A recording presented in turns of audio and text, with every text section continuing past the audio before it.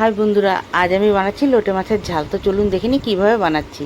আমি একটা মিক্সির বাটি নিয়েছি, তার মধ্যে পেঁয়াজ দিলাম, রসুন দিলাম, আদা দিলাম, জিরে দিলাম। সেটা দিয়ে পরে আমি ভালো করে মিক্সিতে সেটাকে পেস্ট করে নিলাম। তারপরে একটা বাটিতে লোটে মাছগুলো দিলাম, বেগুন দিলাম, আলু দিলাম, পেঁয়াজ দিলাম, পেস্ট করা মশলাটা ঢেলে দিলাম। তারপরে হলুদ দিলাম, নুন দিলাম, কাশ্মীরি লঙ্কার গুঁড়ো দিলাম। তারপরে আমি তার মধ্যে একটু তেল দিয়ে সেটাকে ভালো করে মেখে এক সাইডে সরিয়ে রেখেছি। তারপরে আমি গ্যাস জ্বালিয়ে কড়াই বসিয়েছি। কড়াইয়ে আমি তেল গরম হতে দিয়েছি। তেলটা ভালো করে গরম হয়ে গেলে পরে আমি সামান্য কালো জিরে তার মধ্যে ফোড়ন দিলাম। ফোড়ন দেওয়ার পরে আমি তার মধ্যে সেই মাখিয়ে রাখা মাছটা দিয়ে দিলাম।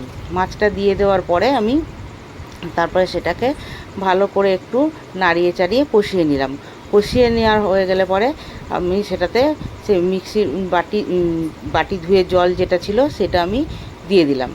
তারপরে টমেটো দিলাম।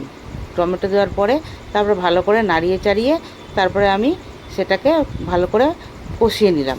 কষানোর পরে তারপরে যখন আমার সেটা জল শুকিয়ে হয়ে এলো, তখন আমি 2-4টে চেরা কাঁচা লঙ্কা দিলাম। তো কাঁচা লঙ্কা দেওয়ার পরে যখন হয়ে গেছে, আমি একটা ঢেলে গার্নিশ করে সার্ভ করে দিলাম। আমার ভিডিওটি যদি ভালো লেগে থাকে আমাকে